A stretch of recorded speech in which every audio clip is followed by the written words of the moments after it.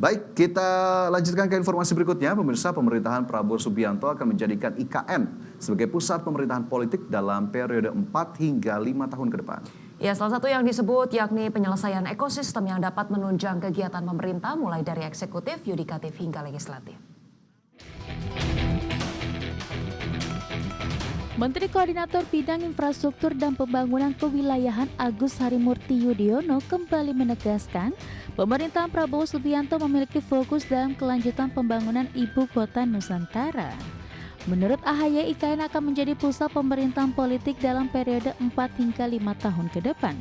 Pembangunan IKN harus difokuskan sebagai salah satu prioritas infrastruktur penting bagi perjalanan pemerintahan.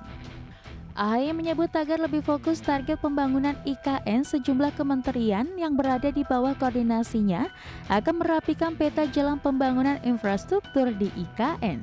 Salah satu yang dikebut yakni penyelesaian ekosistem pemerintahan dengan kehadiran sarana dan prasarana yang dapat menunjang kegiatan pemerintahan, mulai dari eksekutif, yudikatif, hingga legislatif.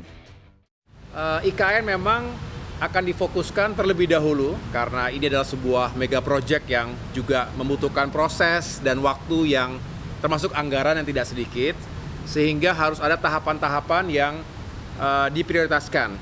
Nah, beliau menargetkan dalam 4 atau 5 tahun ke depan itu IKN sebagai pusat pemerintahan politik, artinya sudah bisa untuk menyelenggarakan kegiatan eksekutif, legislatif, dan yudikatif.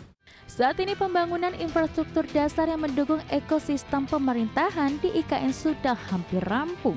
Di antaranya gedung dengan kantor Kementerian Koordinator yang mengusung konsep share office.